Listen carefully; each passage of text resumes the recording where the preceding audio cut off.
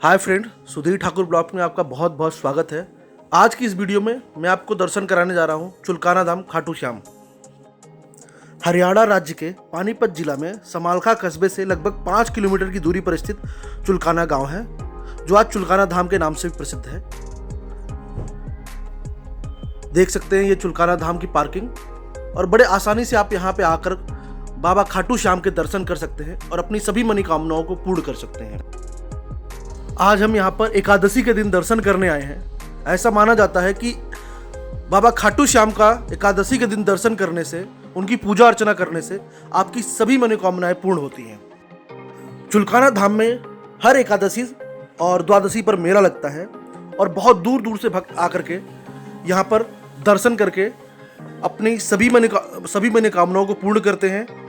ऐसा कहा जाता है कि जो भक्त बाबा श्याम से मन्नत मांगते हैं उनकी मन्नत कभी खाली नहीं जाती। यही वो जगह है जहां पर बाबा खाटू श्याम ने भगवान श्री कृष्ण को शीश का दान दिया था। ऐसा माना जाता है कि महाभारत युद्ध के समय श्री कृष्ण ने बर्बरीक को वरदान दिया था कि कलयुग में उनकी पूजा कृष्ण के नाम से होगी, और उन्हें अमरत्व का वरदान भी दिया था। जैसे जैसे कलयुग बढ़ता जाएगा, बाबा खाटू श्याम का प्रभाव और भी बढ़ता जाएगा। बाबा खाटू श्याम की हिस्ट्री के बारे में मैंने पहले ही एक वीडियो बना रखा है, आप चाहें हमारे डिस्क्रिप्शन में जाकर के उस वीडियो को देख सकते हैं। फिर भी चलिए आपको थोड़ा हिस्ट्री और बाबा खाटू श्याम के बारे में बता देता हूँ। क्यों उन्हें 3 तीर वाले या हारे का सहारा कहा जाता है।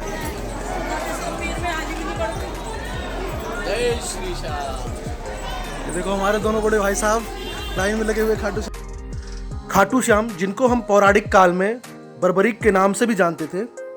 ये घटोत्कच और कामकंडका के पुत्र थे और भीम के नाती थे।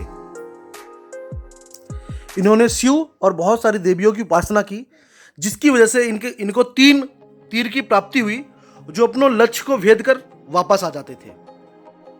महाभारत के युद्ध में भाग लेने के इरादे से बर्बरीक घोड़े पर सवार होकर कुरुक्षेत्र की रणभूमि की ओर जाने लगे। तब इनकी मां ने वचन लिया कि जो कमजोर पक्ष होगा, जो पक्ष हार रहा होगा, तुम उच्च पक्ष से लड़ोगे। श्री कृष्ण जानते थे कि कौरवों की हार निश्चित है। ऐसे में यदि बर्बरीक उनकी ओर से लड़ेगा तो महाभारत युद्ध का निर्णय कुछ और हो सकता है। इसलिए वो गरीब ब्राह्मण का रूप लेकर बर्बरीक के सामने आए। अनजान बनकर उन्होंने पूछा कि तुम कौन हो और कुरुक्षेत्र क्यों जा रहे हो। जवाब में बर्बरीक ने बताया कि वह एक दानी योद्धा है।